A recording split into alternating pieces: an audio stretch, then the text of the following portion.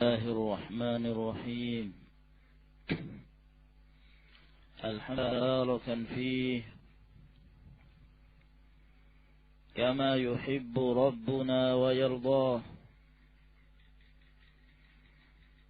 وأشهد أن لا إله إلا الله وحده لا شريك له،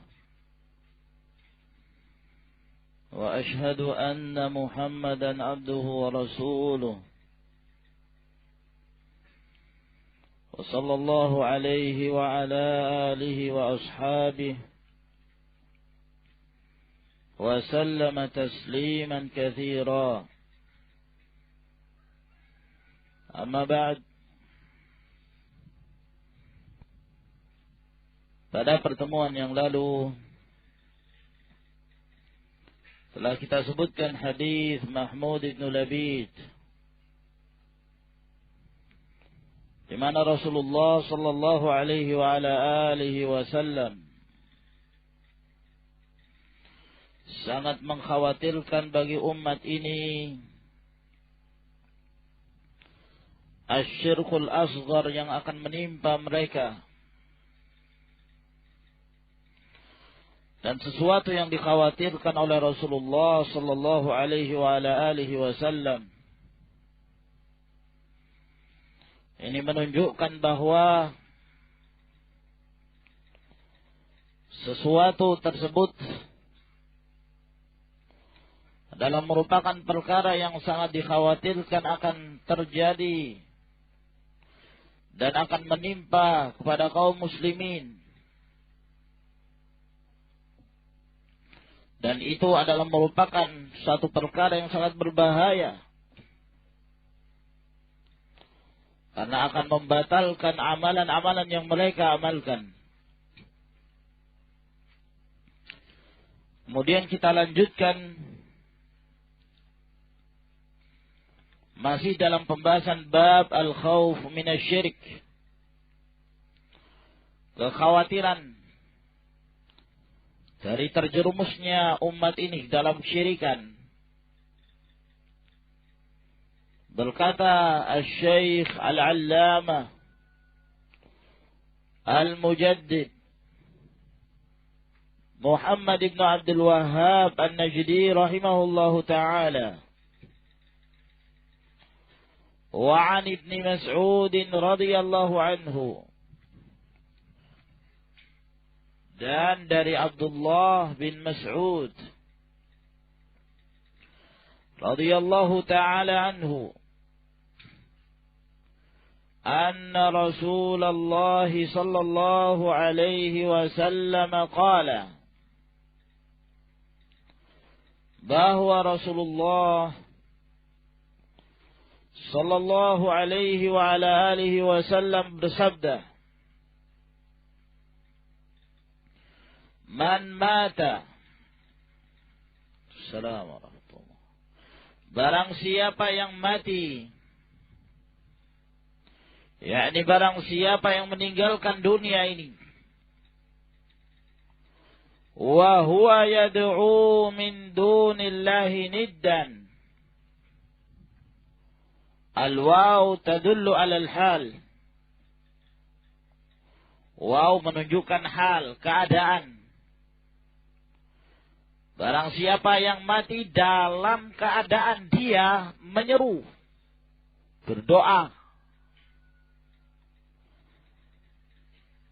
dari selain Allah subhanahu wa ta'ala, dia menyeru niddan.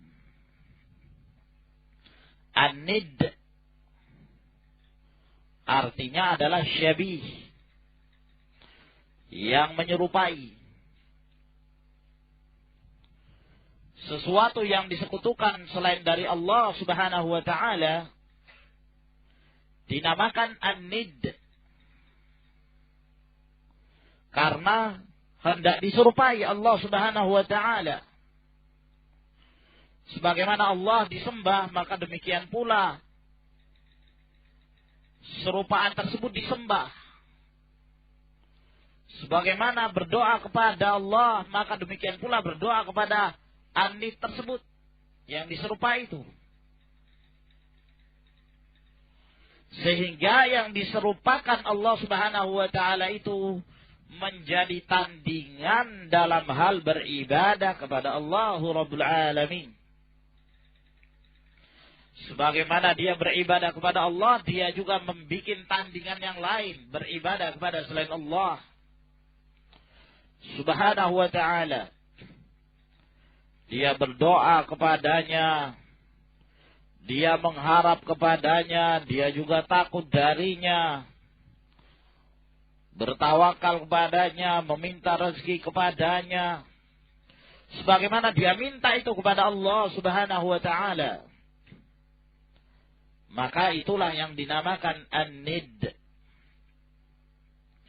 Nah, barang siapa yang mati dalam keadaan dia menyeru ada tandingan dari selain Allah Subhanahu wa ta'ala, dakhalan nar, maka dia pasti masuk ke dalam neraka. Rawahul Bukhari. Hadis ini diriwayatkan oleh Al-Imam Al-Bukhari rahimahullah. Di dalam hadis ini terdapat peringatan kepada umat ini dari syirik. Dan hendaklah mereka takut dari mengambil dan menjadikan tandingan dari selain Allah Subhanahu wa ta'ala.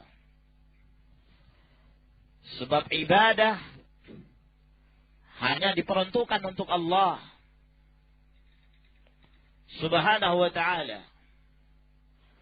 Barang siapa yang menyerahkan satu saja dari berbagai macam jenis ibadah itu kepada selain Allah, apakah itu doa, ataukah itu nazar, ataukah itu tawakal, ar-raghbah, ar-rahbah, mengharap, rasa takut dan sebagainya, salah satunya dia serahkan kepada selain Allah Subhanahu wa ta'ala, maka sungguh dia telah membatalkan Islamnya dan dia telah menjadi kafir dan keluar dari Islam. Sebab meletakkan ibadah kepada selain Allah Subhanahu wa ta'ala adalah pembatal tauhid. Oleh karena itu di dalam Al-Quranul Karim Allah Azza wa Jalla melarang bagi umat ini untuk membuat tandingan-tandingan selain dari Allah Subhanahu wa ta'ala setelah mereka menetapkan ibadah itu kepada Allah. Allah Subhanahu wa ta'ala memerintahkan terlebih dahulu untuk beribadah kepada Allah, lalu melarang mereka untuk membuat dan membuat tandingan-tandingan selain dari Allah. Ya ayyuhan nasu ubudu rabbakumul ladzi khalaqakum walladzina min qablikum la'allakum tattaqun. Wahai sekalian manusia, sembahlah Rabb kalian. Allah memerintahkan pada seluruh manusia untuk menyembah hanya kepada Allah Subhanahu wa ta'ala. Ini merupakan ayat yang di dalamnya berisi perintah yang berupa perintah pertama yang terdapat di dalam Al-Quran, yaitu ajakan kepada tauhidullah, mentauhidkan Allah Subhanahu wa ta'ala. Setelah itu Allah Subhanahu wa ta'ala tidak berhenti hanya sekedar memerintahkan demikian, akan tetapi juga Allah melarang dari lawannya, yaitu tidak mengambil sekutu, mengambil tandingan serupa dari selain Allah Subhanahu wa ta'ala. Fala taj'alu lillahi andadan wa antum ta'lamun. Janganlah kalian menjadikan bagi Allah itu sekutu-sekutu, tandingan-tandingan dalam hal beribadah kepada Allah, dalam keadaan kalian mengerti, dalam keadaan kalian telah mengilmuinya, mengetahui hal tersebut, sehingga menyerahkan satu jenis ibadah kepada tandingan tersebut, dia cinta kepadanya seperti cintanya kepada Allah, dia takut kepadanya seperti takutnya kepada Allah. Dia berdoa kepada Allah juga berdoa kepada tandingannya pula. Maka itulah hakikat kesyirikan. Wa minan nasi may yattakhidhu min dunillahi andadan yuhibbunahum ka hubbillah. Di antara manusia, di antara mereka ada orang-orang yang membuat tandingan-tandingan dari selain Allah, yaitu ketika mereka mencintai selain Allah itu sama kecintaan mereka kepada Allah Subhanahu wa taala. Walladzina amanu asyaddu hubban lillah. Dalam keadaan sifat orang-orang yang mukmin itu sangat keras kecintaannya kepada Allah Subhanahu wa taala. Kecintaan kepada Allah melebihi dari kecintaan kepada selain Allah Subhanahu wa taala. Cinta kepada Allah harus ditinggikan. Cinta kepada Allah Subhanahu wa taala lebih diutamakan daripada kecintaan kepada selain Allah. Barang siapa yang menjadikan kecintaannya kepada selain Allah lebih daripada cintanya dia kepada Allah Subhanahu wa taala, berarti dia telah menjadikan tandingan-tandingan bagi Allah di dalam beribadah. Nah, Ibnul Qayyim rahimahullah, beliau menjelaskan hal itu di dalam nuniyahnya. Keadaan orang-orang yang membuat tandingan dari selain Allah Subhanahu wa taala. Kata beliau, wasyirku fahzarhu fasyirkun zahirun. Dzal qismi laisa yuqabilul ghufrani. Wa huwa ittikhadun niddi lirrahmani ayyan kana. Min hajarin wa min insani. Yad'uuhu aw yarjuuhu aw thumma yakhafuhu wa yuhibbuhu kama habbatir rahmani. Syirik, berhati-hatilah darinya. Syirik yang sangat jelas, yang mana syirik tersebut tidak akan menyebabkan terampuni segala dosanya apabila dia mati dalam keadaan musyrik, yaitu apabila seseorang menjadikan dan membuat tandingan dari selain Allah Subhanahu wa taala bersama dengan Allah. Apakah yang dia buat dari tandingan itu dari batu, patung misalnya, yang mereka sendiri yang membuatnya, lalu kemudian mereka beribadah dan memberikan kepadanya beberapa jenis ibadah kepada selain Allah Subhanahu wa taala, seperti keadaan kaum jahiliyah di saat mereka menyembah berhala-berhala mereka, patung-patung mereka, meminta kepadanya, berdoa kepadanya, minta tolak bala kepada patung-patung tersebut. Naam, juga merasa takut apabila terjadi sesuatu, takut terhadap kutukan dari patung tersebut. Jadi dia meletakkan kecintaannya dan kekhawatiran dan takutnya itu pada selain Allah Subhanahu wa ta'ala. Apakah dari batu-batuan, wamin insani, atau dari manusia. Di kalangan manusia, dia mengangkatnya seperti dia mengangkat Allah Subhanahu wa ta'ala.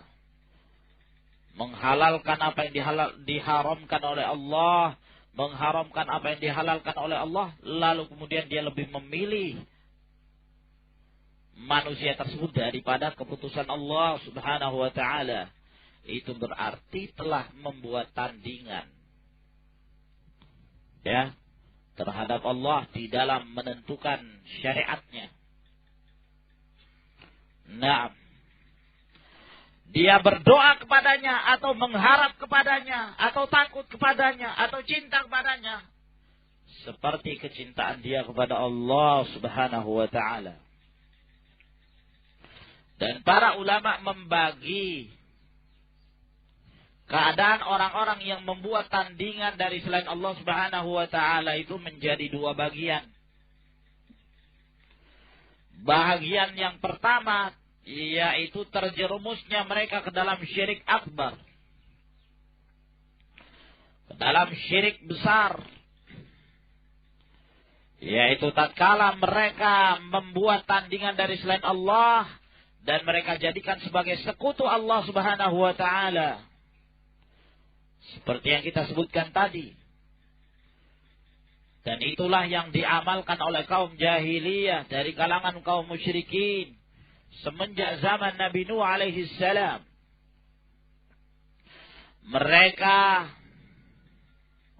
beribadah kepada patung-patung tersebut dengan alasan mereka ibaratnya sebagai orang-orang yang saleh. Lalu kemudian mereka meminta kepadanya dengan alasan bahwa merekalah sebagai perantara antara hamba tersebut dengan Allah Subhanahu wa taala.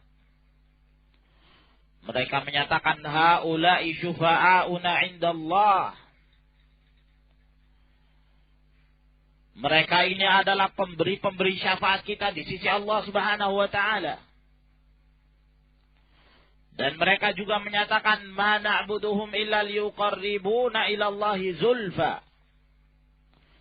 Kami tidak menyembah patung-patung itu melainkan dengan tujuan agar mereka mendekatkan kami kepada Allah Subhanahu wa taala dengan sedekat-dekatnya. Itu tujuan mereka. Alasan mereka bahwa kami ini kan orang yang banyak dosa. Sehingga untuk bertemu dengan Allah Subhanahu wa taala langsung meminta kepada Allah tidak mungkin. Kami ini orang yang terlalu banyak dosa. Bukan levelnya untuk langsung minta kepada Allah. Dan mereka mengkiaskan keadaan mereka itu seperti keadaan rakyat jelata dengan pemerintahnya, penguasanya. Bahwa rakyat jelata, ya, itu kalau hendak mengeluhkan sesuatu, mengharapkan sesuatu dari pemerintahnya, tidak langsung. Ya, berdialog dengan pemerintahnya, penguasanya. Siapa dia dan siapa penguasanya. Ya, tingkatannya jauh. Sehingga harus melalui perantara-perantara terlebih dahulu. Di sana kan ada menteri-menterinya. Di sana ada wakil-wakil rakyat dan mereka inilah yang akan menyampaikan kepada sang penguasa. Maka demikian pula kami, begitu kata mereka. Terhadap Allah Subhanahu wa taala, kami menjadikan mereka ini orang-orang yang saleh. Kami jadikan sebagai perantara karena kami tidak pantas untuk langsung meminta kepada Allah Azza wa Jal. Qiyas. Dan qiyas ini adalah qiyas fasid. Qiyas yang batil. Yang bertentangan dengan hakikatut tauhid. Sebab ibadah itu tidak membutuhkan perantara. Ibadah langsung kepada Allah Subhanahu wa taala. Wa idza salaka ibadi anni fa inni qaribun ujibu da'watad da'i idza da'an. Apabila hamba-hambaku bertanya kepadaku tentangku, katakan aku dekat. Aku mengabulkan doanya orang-orang berdoa. Doa langsung pada Allah. Idza sa'alta fas'alillah. Wa idza ista'anta fasta'in billah. Jika engkau hendak meminta, minta kepada Allah. Hendak meminta pertolongan, minta pertolongan pada Allah Subhanahu wa ta'ala. Rasulullah SAW tidak mengatakan minta kepada si fulan. Dan dia nanti yang akan menyampaikannya kepada Allah. Minta kepada si Allan dan dia nanti akan menyampaikannya kepada Allah. Minta kepada Abdul Qadir Al-Jailani. Ataukah kepada syekh tarekat tertentu. atau bahkan pada Rasulullah sallallahu alaihi wasallam, atau bahkan pada para malaikat. Tidak pernah sama sekali. Dan kalau Allah Subhanahu wa taala memerintahkan berdoa langsung pada Allah. Ketika Allah turun ke langit dunia pada sepertiga malam terakhir, Allah Azza wa Jalla menyatakan, "Ma hal min sa'ilin fa'utiyah, wa hal min da'in fa'astajibalah, wa hal min mustaghfirin fa'aghfiralah." Adakah orang-orang yang meminta padaku, aku akan berikan. Minta langsung pada Allah. Adakah orang-orang berdoa kepadaku, akan aku kabulkan. Tidak perlu memakai perantara. Adakah orang-orang minta ampun kepadaku, aku akan mengampuninya. Langsung mintanya kepada Allah Azza wa Jalla. Tidak membutuhkan perantara. Dan demikian pula sang penguasa. Berbeda dengan Allah Azza wa Jalla. Yang namanya manusia, makhluk, kekuasaannya terbatas. Berbeda dengan Allah Subhanahu wa taala. Kekuasaannya meliputi dunia, akhirat dan segala isinya, seluruh alam. Adalah ciptaan Allah Subhanahu wa taala.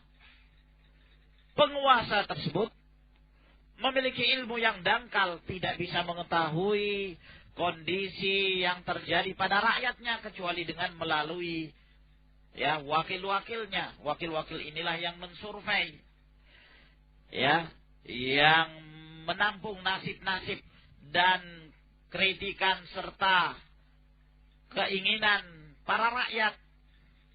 Berbeda dengan Allah Subhanahu wa taala. Allah Azza wa Jalla alimun khabir. Wasi'a kulla syai'in ilma. Allah sangat luas ilmunya. Allah mengetahui apa yang dikehendaki oleh setiap hamba. Allah Azza wa Jalla mengetahui keadaan hamba ini membutuhkan sesuatu. Allah Azza wa Jalla mengetahui si fulan dalam keadaan terzalimi sehingga butuh pertolongan dari Allah Subhanahu wa taala. Allah mengerti. Allah Maha mengetahui itu. Jangan disamakan. Fattaqi da'watal madlum fa innahu laisa bainaha wa bainallahi hijab. Hendaklah kalian khawatir doanya orang-orang yang dizalimi, karena tidak ada penghalang antara doa tersebut dengan Allah Subhanahu wa taala. Langsung diketahui Allah. Tidak bisa disamakan. Qiyasun ma'al fariq. Maka ikhwani fi din azakumullah, syirik akbar. Tatkala seorang menjadikan sesuatu dari selain Allah, lalu menyerahkan salah satu jenis ibadah kepadanya. Jenis yang kedua dalam hal menjadikan tandingan dari selain Allah. Tapi termasuk syirik asghar. Syirik yang kecil.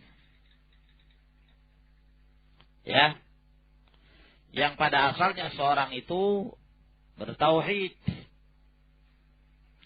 Akan tetapi nampak dari kalimat-kalimatnya atau dari cara-cara dia beribadah, dari niatnya, nampak bahwa dia membuat tandingan, tapi tidak sampai menyebabkan batalnya seluruh amalannya. Karena termasuk syirik asghar, syirik kecil. Seperti misalnya dia mengatakan Masya Allah wa syi'ta.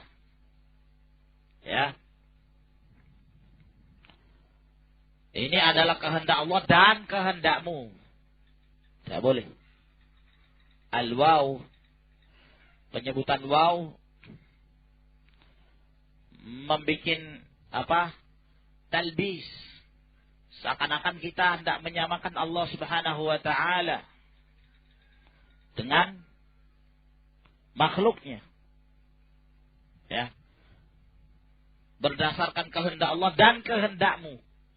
Sebutkan kehendak. Seakan-akan dia menggandengkan antara kehendak Allah Subhanahu wa ta'ala dengan kehendak makhluk. Sebagaimana Allah punya kehendak, makhluk juga punya kehendak. Kehendaknya makhluk seakan-akan menandingi kehendak Allah Azza wa Jalla. Maka ini tidak benar.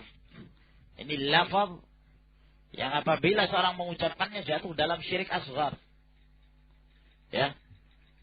Tanpa meyakini. Kalau meyakini, wah, syirik akbar. Kalau sampai meyakini, ya, bahwa orang tersebut masyiahnya menandingi masyiah Allah Subhanahu wa taala. Oleh karena itu, apabila terjadi sesuatu, misalnya kita ditolong, kita diberikan bantuan, ya. Naam. Jangan kita mengatakan masya Allah wa syita, tapi katakan masya Allah tsumma syita. Ini berdasarkan kehendak Allah. Kemudian, ya, kemudian kan menunjukkan lebih rendah, gitu. Kehendakmu. Nah, yang demikian ini boleh. Dalam artian masyiahnya orang tersebut mengikuti apa yang telah menjadi kehendak Allah Subhanahu wa taala. Karena segala sesuatu yang terjadi berdasarkan kehendak Allah. Wa ma tasyauna illa yasha Allahu rabbul alamin. Dan tidaklah kalian berkehendak melainkan itu semua telah dikehendaki oleh Allahu rabbul alamin. Oleh karena itu Rasulullah sallallahu alaihi wasallam menegur dengan teguran yang keras kepada seseorang yang ketika dia berkhutbah tidak memerinci kalimatnya ketika khutbah sehingga membuat talbis. Ya. Ketika dia mengatakan dalam khutbahnya, Rasulullah mendengar orang ini berkhutbah. Nah, dia mengatakan, "Man yuti'illaha wa rasulahu faqad rasyad. Wa man ya'sihima faqad ghawa." Barang siapa yang menaati Allah dan Rasulnya, maka sungguh dia telah mendapatkan petunjuk. Dan barang siapa yang bermaksiat pada keduanya, wa man ya'sihima, yang semestinya makomnya adalah makom tafsil. Keadaan pada waktu itu butuh untuk dirinci. Ya. Allah Subhanahu wa taala dan Rasulnya. Mestinya dia mengatakan barang siapa yang bermaksiat kepada Allah dan pada Rasul. Ya. Tapi dia menyebutkan dengan bentuk dhamir. Wa may ya'sihima, barang siapa yang bermaksiat pada keduanya. Kata-kata keduanya seakan-akan menyamakan antara Allah Subhanahu wa taala dengan kedudukan Rasul. Ya. Dalam keadaan kedudukan khutbah pada waktu itu membutuhkan tafsil, perincian. Sehingga Rasulullah sallallahu alaihi wasallam memberikan teguran pada khatib tersebut dan mengatakan bi'sa khatibul qaumi anta. Dalam riwayat Al-Imam Muslim, sejelek-jelek khatibnya kaum adalah kamu. Ya. Demikian pula ketika seorang mengatakan laulallah wa anta. Kalau bukan karena Allah dan karena kamu. Ya. Atau mengatakan kalau bukan karenamu, tanpa menyebutkan Allah Subhanahu wa taala. Ya. Atau bentuk seperti riya. Ya, sebagaimana yang telah kita sebutkan, ini semua termasuk ke dalam bentuk-bentuk syirik asghar, ya, yang dikhawatirkan seseorang akan terjerumus ke dalam syirkul akbar. Karena walaupun itu sekedar lafaz, iya kan, sekedar ucapan, tidak diyakini. Kalau diyakini syirik akbar. Nah, akan tetapi di dalam syariat ini Allah Azza wa Jalla senantiasa menutup segala pintu-pintu yang akan menuju kepada kesyirikan, penyembahan pada selain Allah Subhanahu wa taala. Ya, sehingga apa-apa yang menuju kepada syirik diharamkan. Az-zara'i' ila syirki billahi mamnu'a muharramah. Segala perkara, wasilah-wasilah yang menuju kepada syirik kepada Allah Subhanahu wa taala diharamkan oleh Allah Subhanahu wa ta'ala.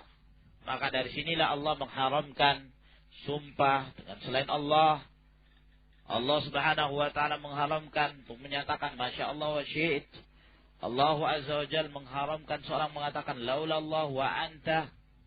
Nah, dan yang lain-lainnya dari syirik-syirik asghar, karena hal-hal tersebut dapat menjerumuskan seorang muslim ke dalam syirik akbar. Nah, oleh karena itu di dalam riwayat Al-Imam Ahmad ibn Hanbal dan di dalam riwayat Al-Imam Al-Bukhari, bahwa ketika ada seseorang mengatakan kepada Rasulullah sallallahu alaihi wasallam, Masya Allah wa syi'ta,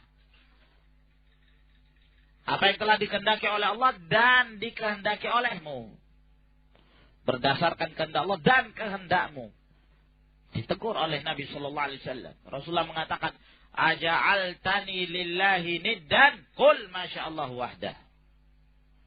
Apakah engkau hendak menjadikan aku tandingan bersama dengan Allah Subhanahu wa ta'ala? Katakanlah berdasarkan hanya kehendak Allah semata. Nah, adapun kehendak makhluk tabi' mengikuti kehendak Allah Subhanahu wa ta'ala. Wali Muslim an Jabirin radhiyallahu an. Dan di dalam riwayat Imam Muslim dari hadis Jabir, anna Rasulullah sallallahu alaihi wasallam qala, bahwa Rasulullah sallallahu alaihi wasallam bersabda, man laqiyallah, barang siapa yang bertemu dengan Allah,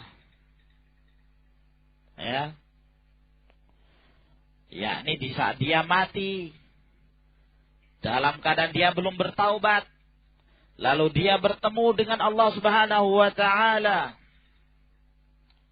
la yusyirku bihi syai'an, kalau dia tidak menyekutukan Allah dengan sesuatu apapun, yakni dia bertauhid, dakhalal jannata, maka dia pasti masuk ke dalam surga. Wa man laqiyahu, dan barang siapa yang bertemu dengan Allah, yusyriku bihi syai'a, yang dia menyekutukan Allah Subhanahu wa ta'ala, dan dia belum bertaubat sampai dia bertemu Allah Subhanahu wa ta'ala, dakhalan nar, maka dia pasti masuk ke dalam neraka. Nah, di dalam hadis ini keutamaan bagi ahlu tauhid dan kesengsaraan bagi ahlu syirik wal kufur. Adapun ahlu tauhid, ketika mereka bertemu Allah Subhanahu wa ta'ala dalam keadaan dia tidak menyekutukan Allah Subhanahu wa ta'ala,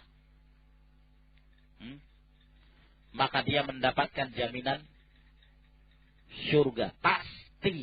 Pasti masuk ke dalam syurga. Ya. Dan tergantung keadaan mereka. Masing-masing dari kalangan kaum muslimin berbeda-beda tingkatan keimanan mereka. Ada yang masuk ke dalam syurga, termasuk orang-orang yang awal masuk ke dalam syurga. Ada pula dari mereka yang diakhirkan terlebih dahulu, disiksa terlebih dahulu di dalam neraka sampai pada batas waktu tertentu, lalu kemudian mereka dilemparkan, dikeluarkan dari neraka dan dimasukkan ke dalam surga Allah Subhanahu wa ta'ala.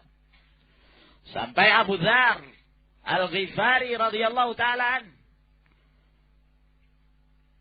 mengatakan pada Rasulullah sallallahu alaihi wasallam, wa in zana wa in saraq, wa in zana wa in saraq, walaupun dia berzina, walaupun dia mencuri, tetap juga masuk surga. Kata Rasulullah SAW, walaupun dia berzina, walaupun dia mencuri. Diulangi lagi oleh Abu Dzar, walaupun dia berzina, walaupun dia mencuri, walaupun dia berzina, walaupun dia mencuri. Diulangi lagi oleh Abu Dzar, walaupun dia berzina, walaupun dia mencuri, walaupun dia berzina, kata Rasulullah SAW, walaupun dia mencuri, walaupun Abu Dzar benci. Nah, Berkali-kali. Keutamaan bagi ahlu tauhid. Kegembiraan bagi mereka. Namun bukan begitu berarti kita kemudian merasa aman. Bahwa kita akan terbebas dari yang namanya kekufuran. Wasyirku billah. La. Selama kita hidup di dunia ini ya ikhwan, kita khawatir. Kalaulah para sahabat ridwanullahi alaihim ajma'in. Sebagaimana yang dikatakan oleh Ibnu Abi Mulaika. Beliau mengatakan, aku telah bertemu dengan 30 sahabat Nabi sallallahu alaihi wasallam. Kulluhum yakhsha ala nafsihi nifaq. Mereka semuanya khawatir ditimpa kemunafikan. Para sahabat ini. Mereka yang memiliki keimanan yang demikian tinggi, hidup bersama Rasulullah sallallahu alaihi wasallam, masih ada kekhawatiran. Ya. Maka demikian pula kita khawatir. Jangan sampai kita mati dalam keadaan menyekutukan Allah Subhanahu wa taala wal iyadzu billah. Nah. Dan ini keutamaan bagi ahlu tauhid. Dan bukan berarti mereka harus menggampang-gampangkan dalam amalan dosa. Sebab dosa tersebut apabila seorang terbiasa, lama-kelamaan akan mengarahkan kepada yang lebih besar dari dosa sebelumnya. Kata para ulama, min uqubatil ma'siyah al-ma'siyatu ba'daha. Wa min thawabit ta'atu ba'daha. Termasuk hukuman dari orang yang melakukan kemaksiatan adalah kemaksiatan berikutnya.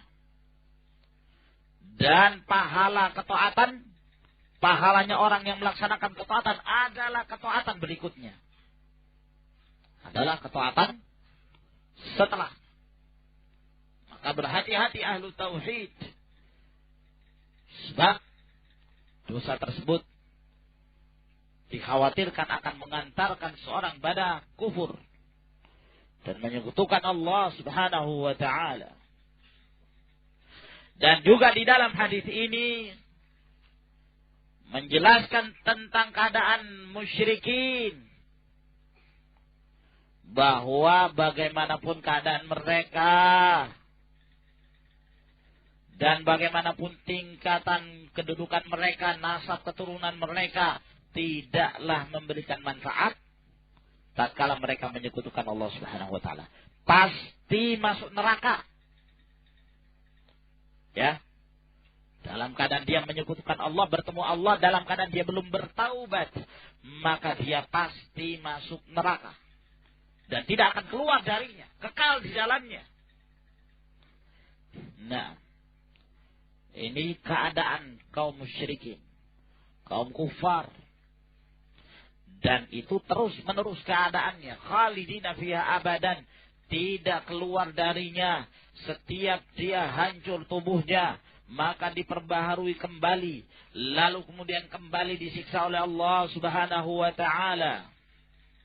Kullama nadijat juluduhum baddalnahum juludan ghairaha liyadukul azab. Setiap matang kulitnya, maka diperbaharui lagi dengan kulit yang baru agar mereka merasakan siksaan itu. Dan itu sifatnya selamanya. Waliyadzubillah. Ya. Tidak ada hentinya.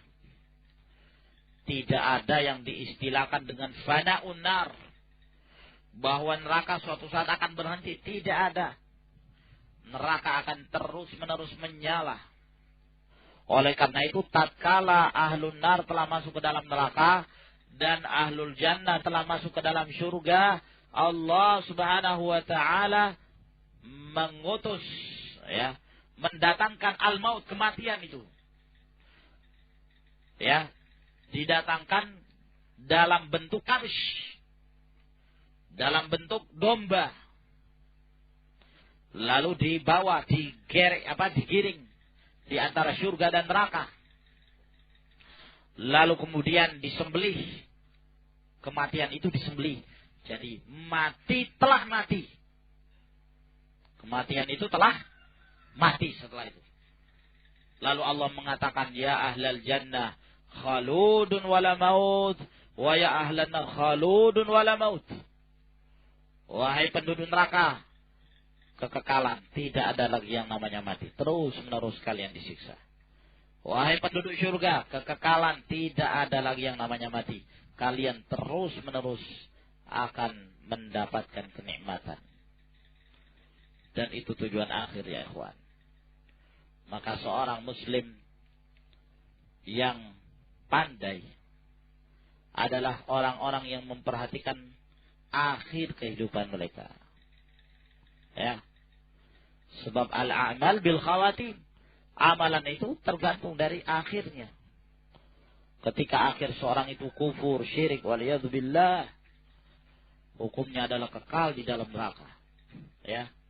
Dan itu siksaan. Siksaan di atas siksaan. Nah, seorang muslim merasa takut mestinya dari siksaan ini. Kengerian. Merasa ngeri. Ya. Sedikit saja yang kita rasakan dari siksaan itu, hilang seluruh kenikmatan. Nah, dan semoga Allah Subhanahu wa taala mengokohkan kita di atas tauhid dan istiqamah di atasnya sampai akhir hayat, sampai kita bertemu dengan Allah Subhanahu wa taala. Wallahu a'lamu bis-shawab. Sampai di sini insyaallah yang kita jelaskan dari kitab ini. Pada pertemuan yang berikutnya kitab yang baru dari kitab Tauhid. Ila huna wa akhiru da'wana alhamdulillahi rabbil alamin. Tafaddalu hafizakumullah.